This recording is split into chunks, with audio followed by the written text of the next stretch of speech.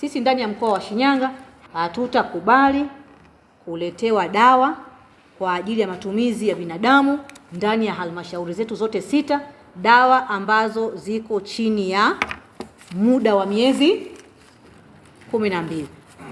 Tunanunua dawa nyingi, hatuna changamoto ya dawa, na tunasambaza. Sasa matokeo yake, tunaposambaza haimaanishi kwamba ndani ya miezi 6 tuna wagonjwa wengi sana. Sisi tunategemea dawa tunaweza tukanunua kwa stock labda ya miezi 8, si ndio? Lakini kumbe dawa zimeletwa zina uhai wa miezi 3. Katika kipindi hicho ambacho sisi tumeweka dawa zenye uwezo wa kuhudumia halmashauri yetu kwa kipindi cha miezi 8, ndani ya miezi 4 mkija kuangalia dawa zinakuwa zime expire. Zikija kataeni. Kwa sababu matokeo yake mnakwenda kununua lawama na wananchi, kuonekana kwamba mmeficha dawa store, hamjazisambaza, watu wana shida za kumbe hakuna dawa ambayo imewekwa store.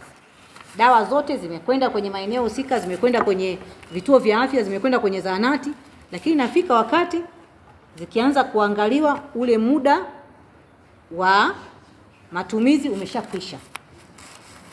Kwa sitaki kutoa lawama kokote na nisingependa kutaja kokote, lakini kokote ambako hizo dawa zinatoka, tunaomba sisi ndani ya mkoa wa Shinyanga wasituletee dawa ambazo ziko chini ya matumizi kwa kipindi cha miezi 12.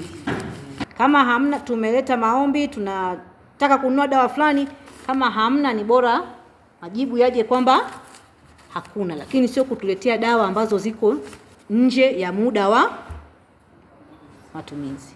Sasa matokeo yake ni matumizi mabaya ya fedha ambazo kwa kweli kiongozi wetu mkuu kipenzi, mama yetu, Rais wa Jamhuri ya Muungano wa Tanzania,